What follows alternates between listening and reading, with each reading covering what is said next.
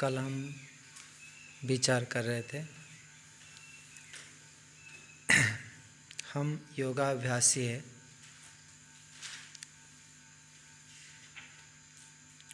तो योग क्या है, योगाभ्यास क्या है? योग अर्थात चित्त के वृत्तियों को, मन के विचारों को निर्धारित योजनाबद्ध रूप में संचालित करना, उसके अभ्यास करना योगाभ्यास है। दूसरी परिभाषा है विवेक वैराग्य को नियमित अभ्यास में बनाए रखना, यह योगाभ्यास है। ईश्वर को साक्षात्कार करना और संसार को छोड़ने के लिए तत्पर बनी रहना, बना रखना उसको, यह योगाभ्यास है।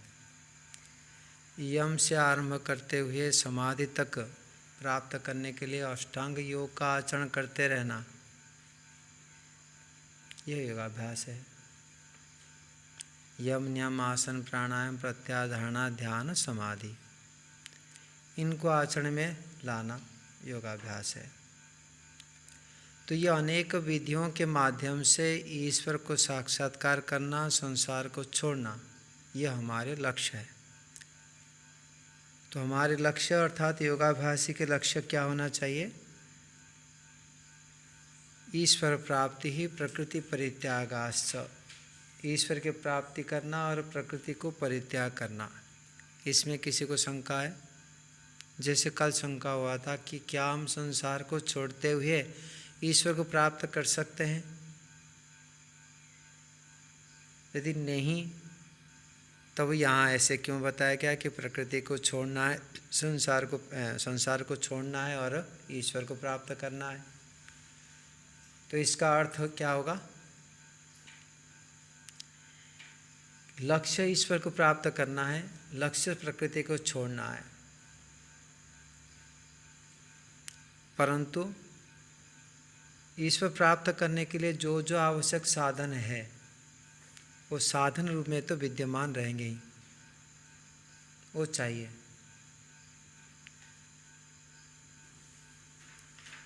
और वो जो चाहना है वो लक्ष्य नहीं रहेगा।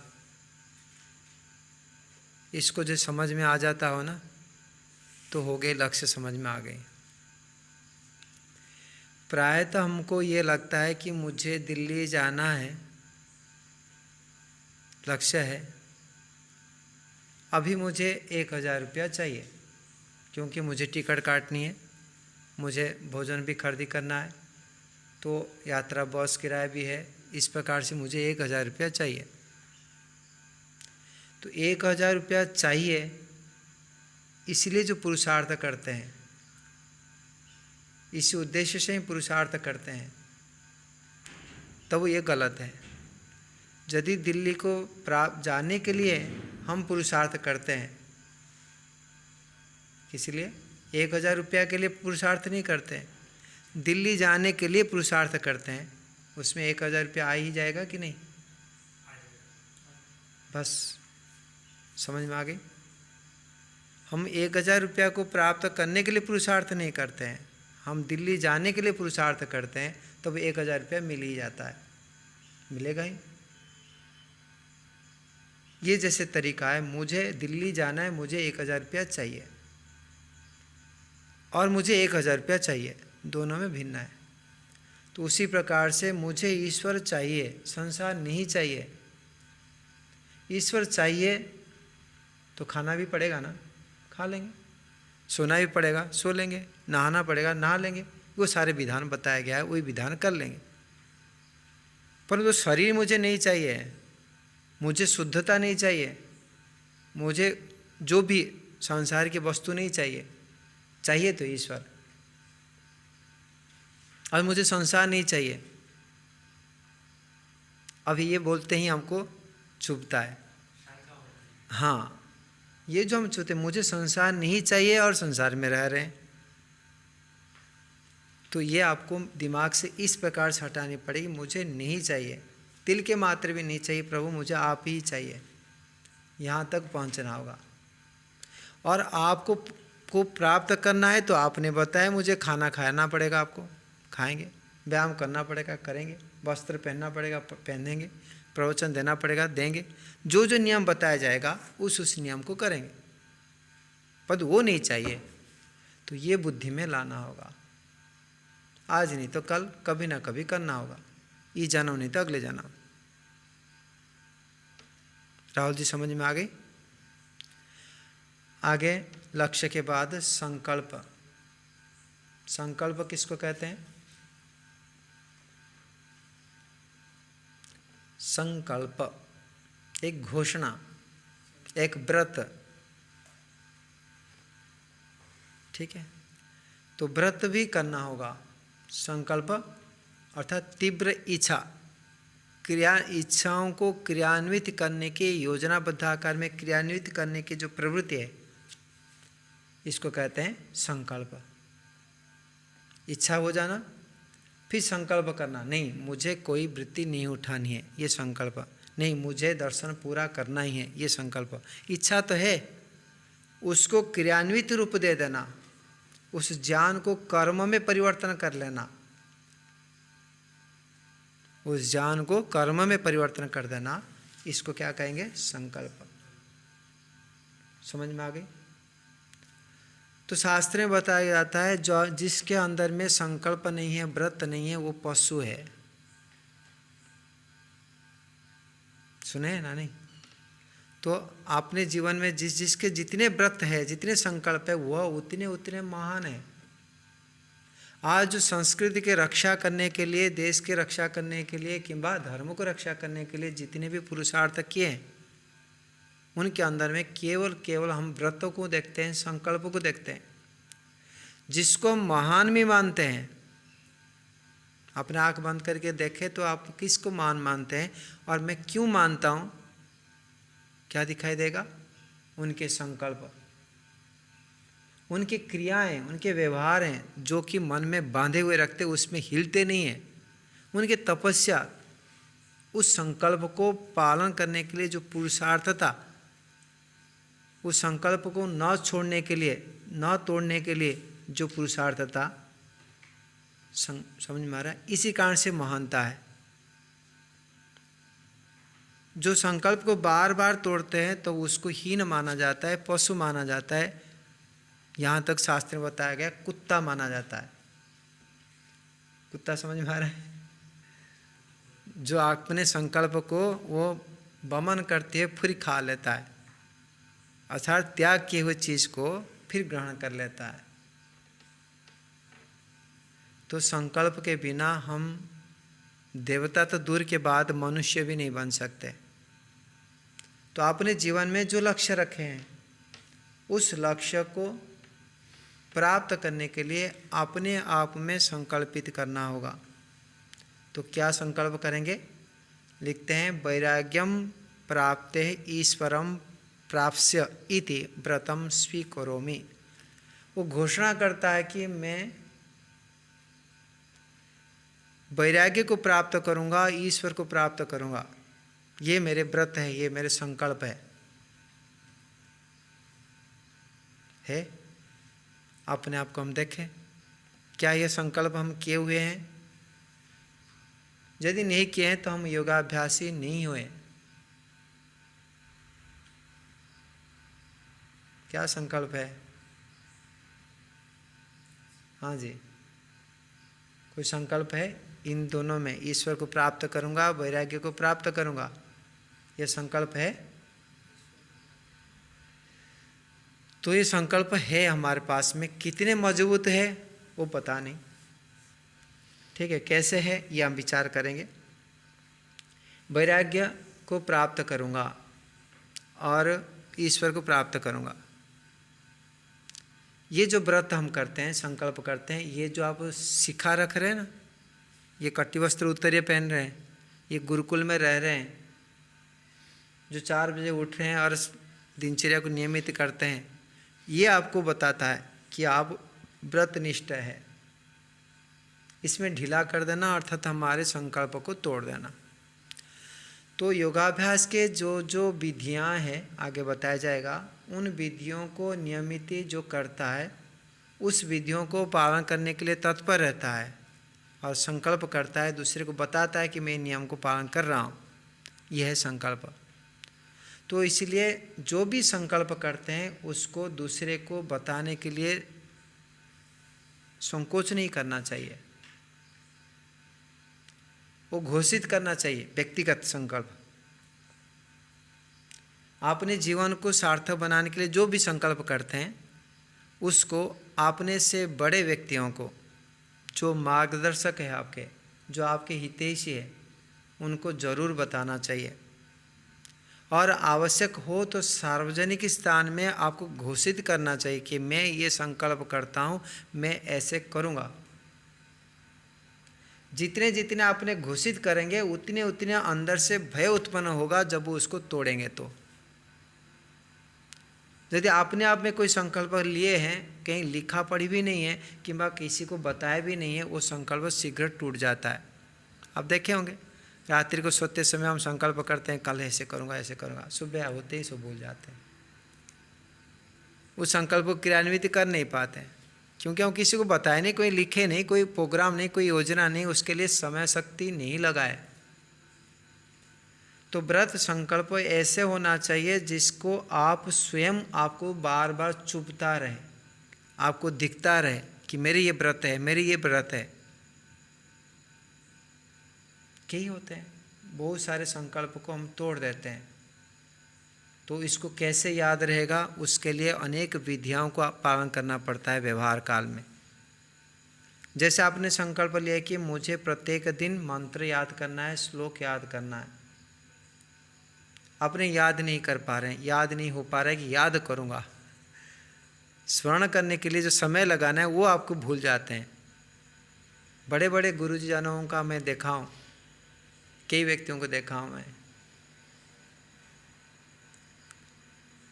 आचार्य ज्ञानेश्वर जी के मैं देखा हूँ, उन्हें यहाँ धागा बांध देते थे, एक धागा यहाँ बांधते थे किसी लिए कि ये याद रहेगा, मुझे ये कार्य करना है, भूल ना जाओ। जो भी व्यक्ति आपने एक एक चीज़, कई संकल्प होता है, व्यवहार की संकल्प, भोजन में संकल्प होता है, देखने में संकल्प होता है, सोने में संकल्प होता है, दिनचर्या करने में संकल्प होता है। भोजन में कोई नियम है आपके पास? नियम नहीं है तो हम मनुष्य नहीं हैं। ये बात को मैं बार बार बताता हूँ। अपने जीवन के निर्माण करने के लिए आपको नियम से बांधे हुए रहना ही होगा। उस अनुशासन ही हमको आगे बढ़ाता है, हमको महानता को लेता है।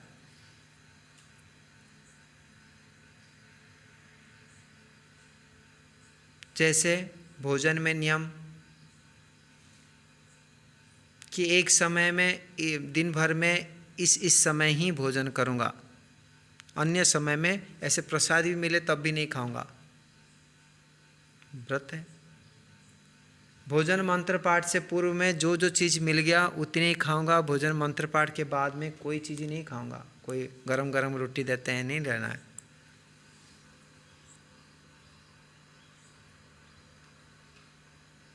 ऐसे फल के खाने में भोजन कैसे खाना है, किस प्रकार से खाना है, ये भी कई सारे नियम होता है। ये चीज़ मैं नहीं खाऊंगा, ये हानिकारक है तो नहीं खाऊंगा। तो ऐसे से भोजन में और दिनचर्या पालन करने में, उपासना करने में, उपासना नहीं करेंगे तो भोजन नहीं करूंगा, व्यायाम नहीं करूंगा तो नाश्ता नहीं करूंगा। ऐसे ऐसे अपने अपने नियमों को बांधना होता है। जो जितने नियम को बांधते हुए उसको दंड आकार में दंडित करता है, दोष करता है तो, और नियम को बांधे हुए नियम को आचरण में लाता है, वो महान बनता है। तो हमारे संकल्प भी परिपक्व होना चाहिए कि मेरे लक्ष्य ईश्वर को प्राप्त करना है, इसीलिए मुझे वैराग्य को प्राप्त करना है। अर्थात जो मैं जान लिया कि ये छोड़ने योग्य, मैं छोड़ दूंगा, उसको नहीं धारण करूंगा। और जो मैं जान लिया कि इसको धारण करना चाहिए, इसको धारण करूंगा, इसको इसके पीछे ढीला नहीं पड़ूंगा। इसको कहते हैं वैराग्य का अभ्यास करना और संकल्पित करना। समझ में आ गई? आगे इस लक्ष्य को प्राप्त करने के लिए साधन चाहिए। सबसे हमारे निकटतम साधन क्या है? हमारे अर्थात आत्मा के सबसे निकटतम साधन शरीर है, ठीक है, जो जन्म से लेकर मरण पर्यंत रहता है। परंतु हम योगाभ्यासी व्यक्ति है, हम सत्य को बोध करना चाहते हैं, तो आत्मा का निकटतम साधन क्या है?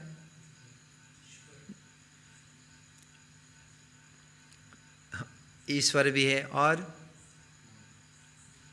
जो सृष्टि प्रारंभ से लेकर सृष्टि प्रलय तक रहेगा, मन बुद्धि अहंकार आदि सूक्ष्म शरीर, ठीक है।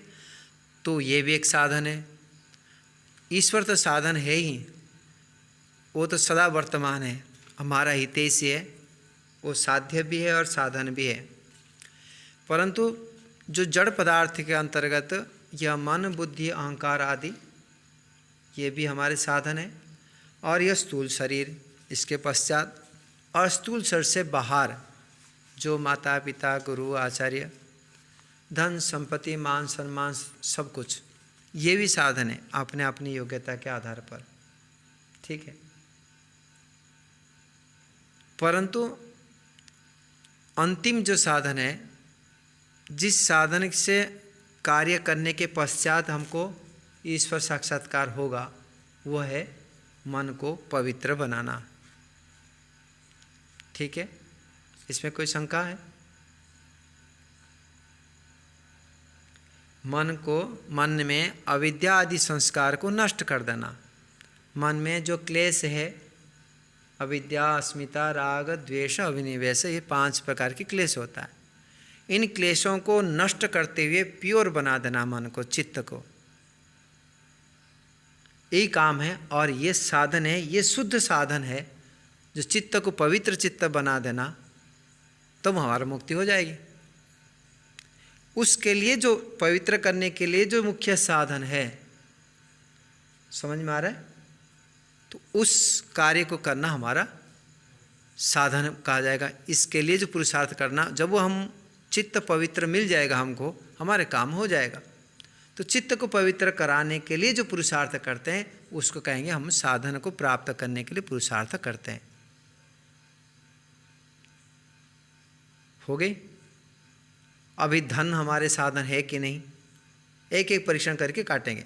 चित्त पवित्र होना चाहिए, ये मुख्य साधन है। उसके लिए जो जो चीज चाहिए उसको धारण करो, कोई आपत्ति नहीं। वहां तक पहुंचना है, उस सूक्ष्मता तक पहुंचना है। तो ऋषि मुनियों ने क्या कहते हैं, ये तो हो गए सार, हमारे अर्थ में हम बताएं। और ऋषि मुनियों ने कहते हैं कि विवेक वैराग्य अभ्यास जो है, 3 चीज है साधन है। इससे हमारा चित्त पवित्र बन जाएगा और अविद्यादि नाश हो जाएगा, हम मुक्ति को प्राप्त कर लेंगे। तो साधनम विवेक वैराग्य अभ्यास। विवेक अर्थात यथार्थ ज्ञान। विवेक की परिभाषा सत्यार्थ प्रकाश नवम समोल्लास में क्या लिखे हैं, कौन बता सकता है? सत्यार्थ प्रकाश के नवम समोल्लास में विवेक की परिभाषा लिखा हुआ है। हाँ हाँ,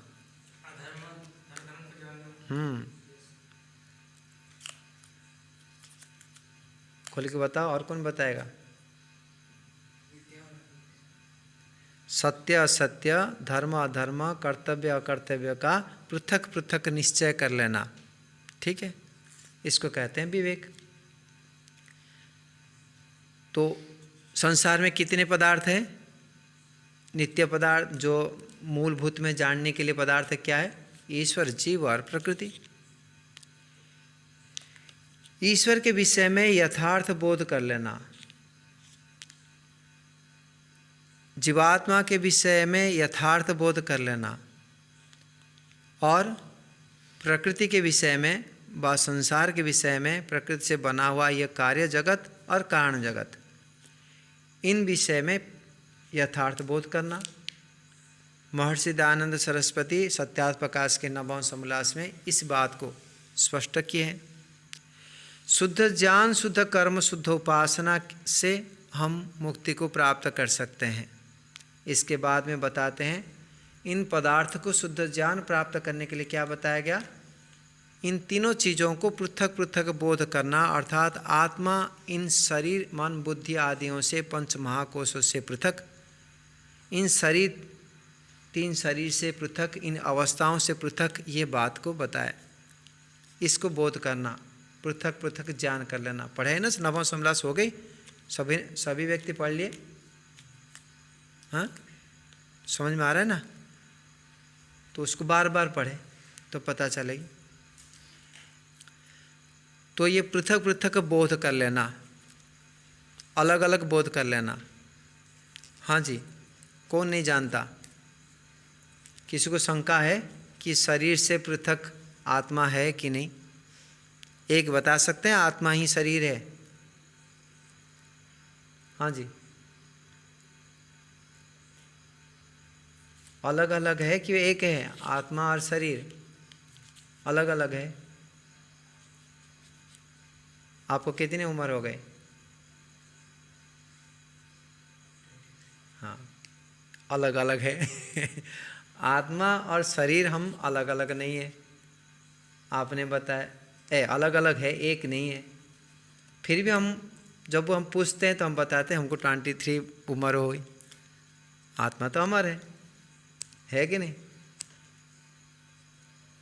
आप पुरुष है कि स्त्री है, आप क्या है, मैं विद्यार्थी हूँ, सारे हम व्यवहार करते हैं। व्यवहार करते हैं उचित है दूसरे के लिए, लेकिन हम क्या मानते हैं अपने को? मानते भी वही है। दूसरे अज्ञानी व्यक्ति है, उसको समझ में नहीं आएगा, इसलिए हम बताते हैं कि भाई आत्मा का विषय में न बताते हुए शरीर के साथ जुड़े हुए बताते हैं, क्योंकि ऐसे व्यवहार चल रहा है जो कि अनुचित व्यवहार है। परंतु हम मन में क्या रख रहे हैं? आप सोचे कि मैं कौन हूँ? मैं विद्यार्थी हूँ, मैं इनके बेटा हूँ, मैं यहाँ पर शिष्य हूँ। सारे शरीर को, आत्मा को मिलाते हुए ही मानते हैं मैं हूँ, मैं आत्मा हूँ, इस शरीर से पृथक हूँ, मैं अमर हूँ, ये नहीं समझते। ये सबसे बड़ा अविद्या है। इसको दूर करने के लिए पूर्ण शक्ति लगाना चाहिए। कल भी मैंने इस विषय में प्रकाश डाला था कुछ। जब तक आत्मा को शरीर से पृथक बोध करने के लिए अभ्यास नहीं बनाया जाएगा, तब तक विवेक उत्पन्न नहीं हो सकता।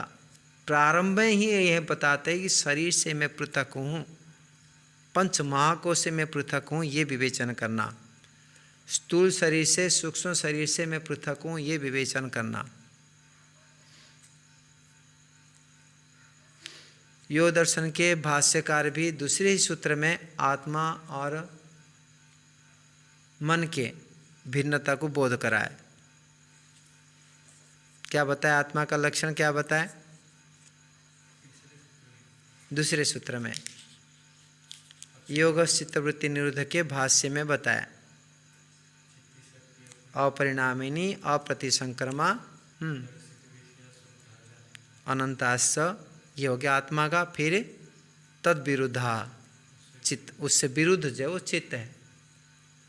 चेतन शक्ति वाला आत्मा है और मेरे मन जो है वो चेतन शक्ति नहीं है, जड़ पदार्थ है। अपरिणामिनी अर्थात परिणामी को प्राप्त करने वाला आत्मा नहीं है। परिणाम किसको कहते हैं?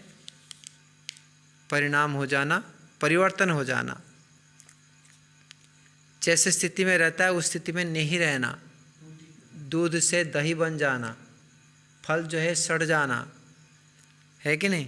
तो इसको कहते हैं परिणामी। तो दूसरे प्रकृति में परिवर्तन हो जाना। तो ऐसे आत्मा नहीं है, परंतु मन जो है उसके विपरीत है, परिणामी है, परिवर्तनशील है। अप्रतिसंक्रमा, संक्रमित नहीं होता है, उसमें कोई कुछ मिलता नहीं है। याद रखनी है ईश्वर। अप्रतिसंक्रमा, परंतु चित्त में मिलता है। जो मूल चित्त है उसमें तो हम मिला नहीं सकते, परंतु प्रक्रिया तो हो ही रहे, परिणाम को प्राप्त करता है। पुराना जो नयापन से हटते हुए पुराना बन रहा है। गोलक में बार बार हम परिवर्तन करते हैं।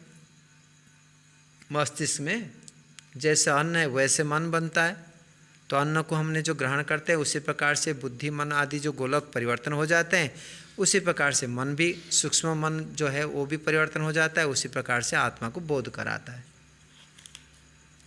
तो यह परिणामी प्रतिसंक्रमा होता है चित्त। फिर क्या आया?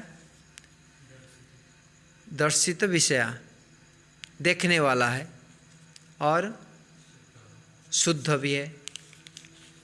आत्मा जो शुद्ध भी है, और मन जो है वो शुद्ध नहीं है और देखने वाला नहीं, दिखाने वाला है। और अशुद्धि तो है ही, रजोगुण तमोगुण भी इसमें विद्यमान है, केवल सत्वगुण भी नहीं है। सप्त प्रधान होते हुए भी उसमें मिला जुला हुआ है। तो इस प्रकार से मन को और शरीर आत्मा को भिन्न माने।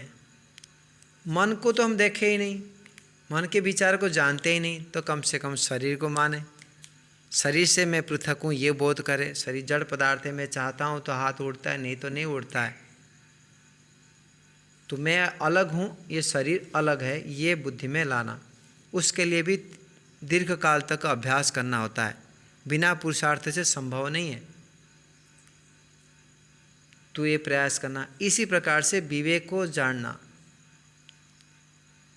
पुनः ईश्वर सर्वत्र परिपूर्ण, व्यापक, हमारे हितैषी है, कल्याणकारी है, रक्षक है।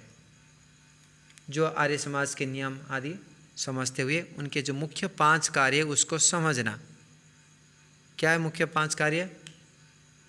ईश्वर के 5 कार्य मुख्य सुने हैं कभी? अच्छा, ये कार्य बताओ, ईश्वर क्या करते हैं ये बताएंगे। हाँ, सोचो सोचो ना, भगवान कोई चीज़ है ही नहीं, कोई कार्य करते ही नहीं। करते हैं? सोचो, विचार करो। ईश्वर ने बुद्धि दी है, सृष्टि को चला रहे हैं। अच्छा, और क्या कार्य करते हैं?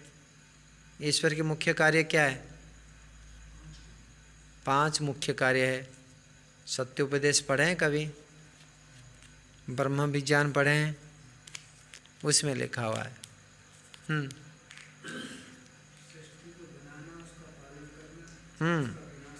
बहुत बढ़िया। हाँ हाँ, वेद के ज्ञान देना, ठीक है। तो सृष्टि को रचना करना, ईश्वर और सृष्टि का पालन करना और विनाश करना, 3 कर्म हो गए। कर्मों, जीवात्माओं के कर्मों का फल देना और वेद के ज्ञान प्रदान करना, ये प्रमुख कार्य है। इन कार्यों के अंतर्गत सभी कार्य आ जाता है। और ईश्वर के गुण कर्म स्वभाव को जानना। तो सब जब वो ये जानेंगे तब ये बोध रहेगा कि मैं आत्मा कुछ भी नहीं हूँ ईश्वर के बिना, और ये संसार मुझे तृप्त सुख दुख नहीं दे सकता, ये साधन मात्र है, साध्य नहीं है। ये बोध में ले आना, ये कहते हैं ईश्वर जीव प्रकृति का बोध करना। ये वैराग्य, विवेक होगा। इस विवेक को प्राप्त करने के पश्चात वैराग्य उत्पन्न होता है। हम सभी व्यक्ति कुछ ना कुछ अंश में वैराग्य को प्राप्त किए हुए हैं। बहुत सारे अविद्या को दूर किए हैं, बहुत सारे अनावश्यक चीज़ों को अनावश्यक मानते हुए छोड़ दिए, गौण कार्य को छोड़ते हुए मुख्य कार्य को धारण किए हैं। तो ये जो क्रियान्वित कर लेना, क्रिया में ले आना, इसको कहते हैं वैराग्य। सत्य को, विवेक को, यथार्थ ज्ञान को आचरण में ले आना, इसको कहते हैं वैराग्य। वैराग्य का मतलब नहीं है कि छोड़ ही देना। वैराग्य का अर्थ नहीं है कि भाई छोड़ना ही वैराग्य है। प्रायतः संसार में इस बात को समझते हैं, परंतु यथार्थ रूप में वैराग्य अर्थात जो ग्रहण करने योग्य है उसको ग्रहण करना, जिसको छोड़ने योग्य है छोड़ देना। इसको समझने के लिए एक ही तथ्य रहा कि छोड़ने योग्य संपूर्ण संसार है, ग्रहण करने योग्य एक ही परमपिता परमात्मा है। ये बोलने के लिए है मात्र, करने योग्य नहीं है ऐसे नहीं है। मन में यही आता है ज्ञान मात्र है, संसार को नहीं छोड़ा जा सकता। लगता है? हाँ, छोड़ा जा सकता है। आप अपने को देखो, कंपेयर करो। अपने इच्छाओं को हम छोड़ सकते हैं?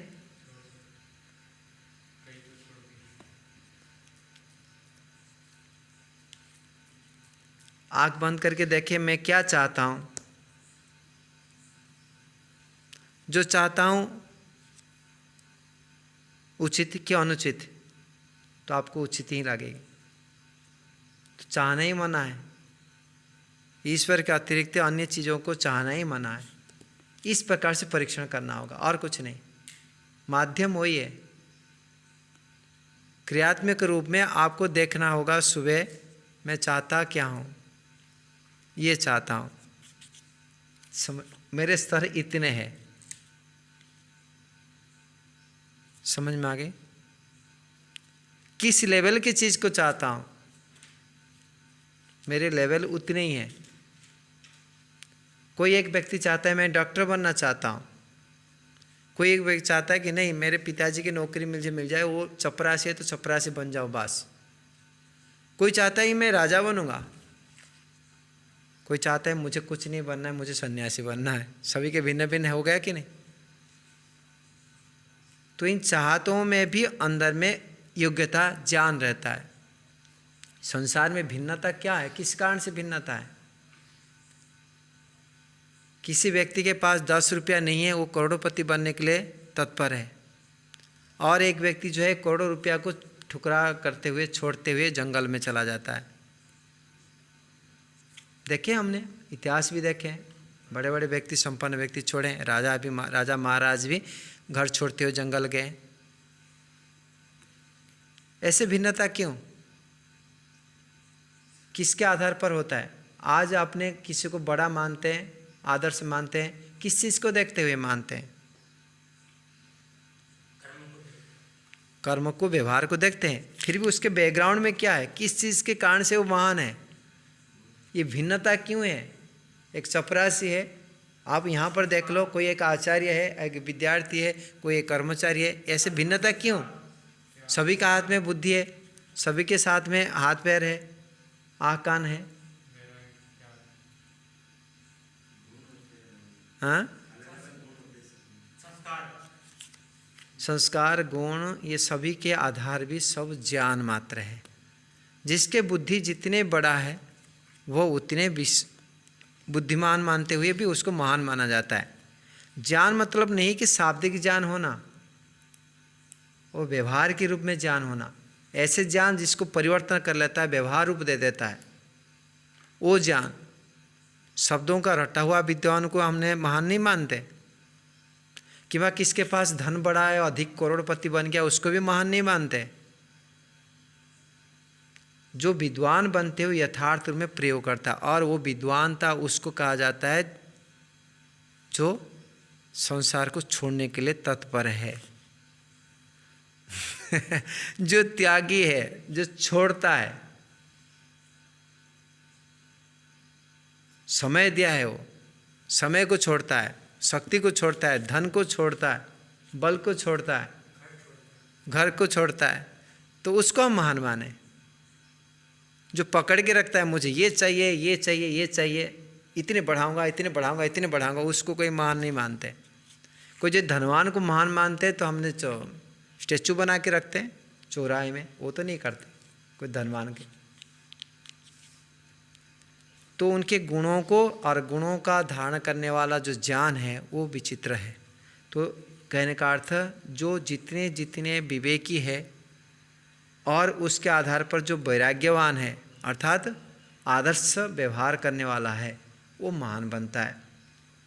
तो इन विवेक वैराग्य को प्राप्त करना और इसको बनाए रखने के प्रयास करना, ये हमारे साधन है। और इसके परिणाम से क्या बनेगी? हम चित्त को पवित्र करेंगे। लक्ष्य क्या है? चित्त को पवित्र करना, तब ही हमको ईश्वर साक्षात्कार होगा। और ईश्वर साक्षात्कार करने के पश्चात भी इस चित्त को पवित्र करते हुए क्लेशों को दग्धबीज करेंगे। तब हमारे लक्ष्य को प्राप्त कर सकते हैं, सभी दुखों से छूट सकते हैं, परम आनंद को भोग सकते हैं।